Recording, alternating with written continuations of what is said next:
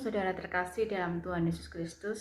Apapun keadaan kita, biarlah kita berdoa agar Tuhan senantiasa mengajar kita untuk kita menghitung hari demi hari yang kita lewati bersama Tuhan. Sehingga hati kita beroleh bijaksana. Itulah yang dikatakan oleh pemazmur di dalam Mazmur 90 ayat yang ke-12. Mari sebelum kita masuk dalam perenungan firman Tuhan pada kesempatan hari ini, kita bersatu hati, kita merendahkan diri kita di hadapan Tuhan. Mari kita berdoa. Bapa di dalam kerajaan surga, segala puji syukur kami berikan kepadamu ya Tuhan, untuk segala sesuatu yang boleh kami lewati hari-hari ini. Kiranya Tuhan senantiasa memberikan kami hati yang penuh dengan takut akan Tuhan, hati yang penuh dengan bijaksana, supaya kami sungguh bisa hidup di dalam maksud dan kehendak Tuhan. Kami menyerahkan perenungan firman Tuhan pada saat ini ke dalam tangan-Mu. Di dalam nama Tuhan Yesus Kristus kami sudah berdoa. Amin. Bersama-sama kita akan merenungkan satu tema firman Tuhan, yaitu hidup berhikmat. Kita bersama-sama akan membacakan satu bagian firman Tuhan dari Amsal, pasal yang pertama, ayat yang ke-7. Firman Tuhan berbunyi demikian. Takut akan Tuhan adalah permulaan pengetahuan, tetapi orang bodoh menghina hikmat dan didikan. Takut akan Tuhan adalah permulaan pengetahuan, tetapi orang bodoh menghina hikmat dan didikan. Saudara, ini adalah satu teks firman Tuhan yang saya percaya kita semua seringkali mendengar, kita semua berulang kali membacakannya. Saudara terkasih dalam Tuhan Yesus Kristus, kalau kita boleh jujur, setiap orang tua itu pasti menginginkan anaknya menjadi anak yang berhasil, anak yang pandai, bisa memperoleh nilai yang baik, mencapai gelar akademis yang maksimal. Dan tentu itu bukan hal yang salah. Menjadi orang yang dianggap pandai menjadi kebanggaan bagi sebagian besar orang. Setujukah kita dengan satu pernyataan? Ada banyak orang pintar, tetapi hanya sedikit orang yang berhikmat. Orang pintar itu mengandalkan akal, pengetahuan, dan kepandaiannya. Sedangkan orang berhikmat itu mengawinkan akal, hati nurani, dan perasaan. Orang pandai selalu mengandalkan kekuatan akalnya, sedangkan orang berhikmat selalu minta petunjuk Tuhan. Karena dikatakan di dalam Amsal 2 ayat yang ke-6, karena Tuhanlah yang berikan hikmat, dan dari mulutnya datang pengetahuan dan kepandaian.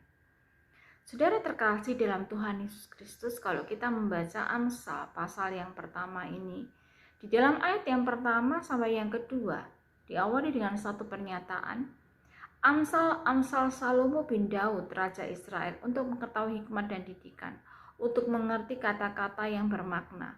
Dari pernyataan ini kita dapat menarik kesimpulan bahwa tujuan kitab Amsal ini adalah agar manusia itu mengetahui hikmat dan didikan dan untuk mengerti kata-kata yang bermakna. Penulis kitab Amsal menginginkan agar semua orang itu di setiap waktu dapat bertindak dengan bijak dan bagaimana memperlakukan orang lain itu secara pantas. Saudara terkasih dalam Tuhan Yesus Kristus, kemudian di dalam ayat yang ke-7, penulis kitab Amsal itu mengawali dengan pernyataan takut akan Tuhan adalah permulaan pengetahuan, tetapi orang bodoh menghina hikmat dan didikan. Apa yang dimaksudkan dengan takut akan Tuhan? Kata takut dalam konteks ini tidak dimaksudkan untuk menyiratkan rasa ngeri, putus asa, atau ketakutan. Kata takut dalam bagian ini punya makna yang begitu kuat. Kata takut itu lebih mengarah kepada rasa hormat, menjunjung tinggi, menundukkan diri pada kedaulatan Allah dan mentaati perintahnya.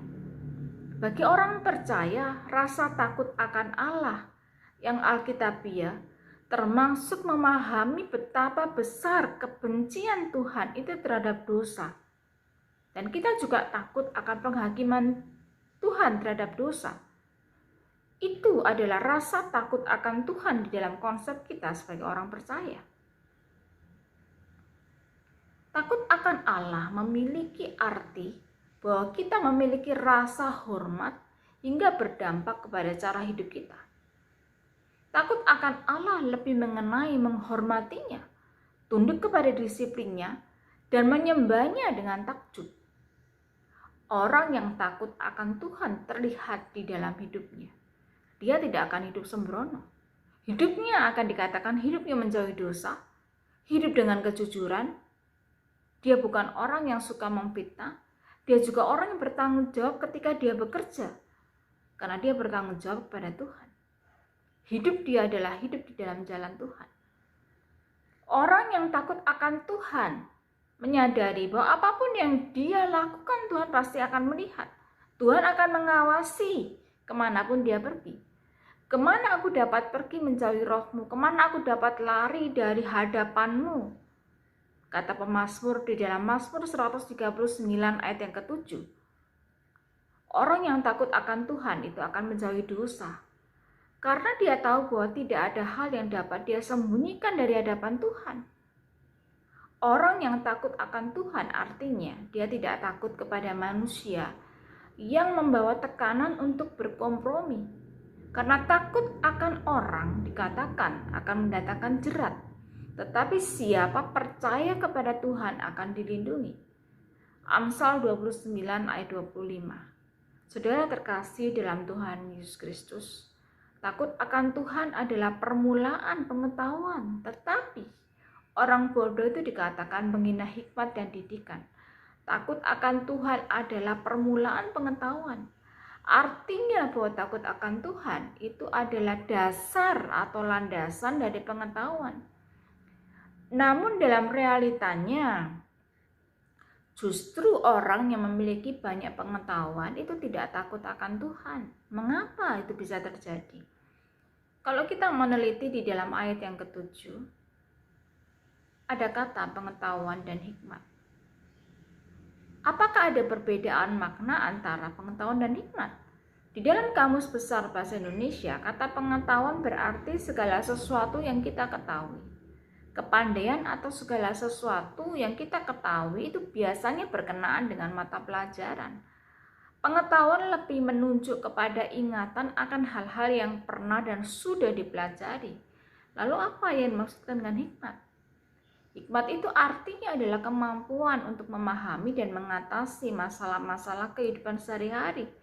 Hikmat adalah cara pandang dan cara hidup yang secara moral itu benar. Hikmat adalah pola pikir yang sesuai dengan pola pikir Allah. Dalam Perjanjian Baru, apa yang dilakukan dan dikatakan oleh Tuhan Yesus merupakan hikmat Allah. Keselamatan melalui pengorbanan Kristus di atas kayu salib adalah hikmat Allah. Hikmat bukan soal pengetahuan teoritis yang sering kita sebut dengan IQ. Hikmat lebih bersifat praktis. Ketika seseorang membuat keputusan dan berhasil mencapai apa yang dikehendaki atau menjadi tujuannya, itulah hikmat. Jadi hikmat bukan sebuah kemampuan berpikir yang membuat orang itu pintar. Tetapi hikmat ini sangat berkaitan dengan kedewasaan dan pengalaman hidup. Hikmat terletak pada sikap hati yang membuat seseorang mengerti dan bijaksana. Saudara terkasih dalam Tuhan Yesus Kristus, hikmat yang dimiliki seseorang tidaklah berkaitan dengan banyak pengetahuan yang dimilikinya. Namun hikmat seseorang berkaitan dengan hidup yang takut akan Tuhan. Kemampuan akademis atau kemampuan intelektual tidaklah identik dengan hikmat. Pendidikan tinggi tidak menjamin seseorang memiliki hikmat. Orang yang dianggap berhasil dan meraih pendidikannya dengan maksimal juga gagal ketika diberi kepercayaan untuk memimpin sekelompok orang. Ronald Bloom, seorang pakar keuangan Kristen, mengatakan bahwa hikmat itu tidak diukur dari gelar akademis, tetapi apa yang dengan sadar dilakukan oleh orang tersebut. Hikmat itu bukan hanya soal mempelajari kebenaran, melainkan menerapkan kebenaran dalam hidup kita. Hikmat tidak dapat dipisahkan dengan hidup yang takut akan Tuhan, karena Tuhan adalah sumber hikmat yang tertinggi. Kalau orang mau hidup berhikmat, maka dia perlu minta kepada Tuhan. Di dalam Yakobus 1 ayat yang ke-5 dikatakan, Tetapi apabila di antara kamu kekurangan hikmat, hendaklah ia memintanya kepada Allah. Ia memberikannya kepada semua orang dengan murah hati dan dengan tidak membangkit-bangkit. Maka hal itu akan diberikannya.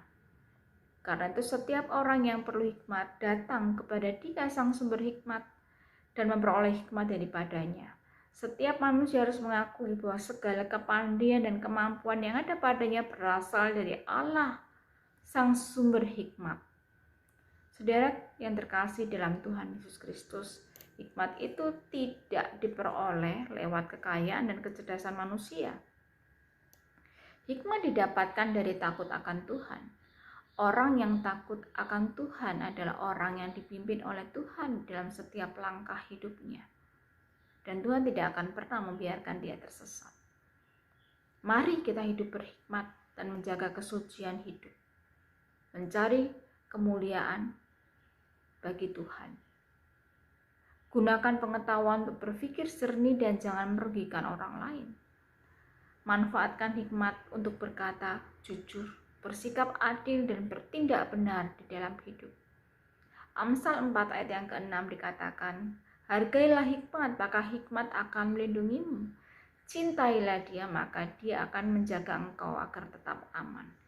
Hidup dalam hikmat Tuhan menjauhkan kita dari malapetaka dan memberikan rasa aman.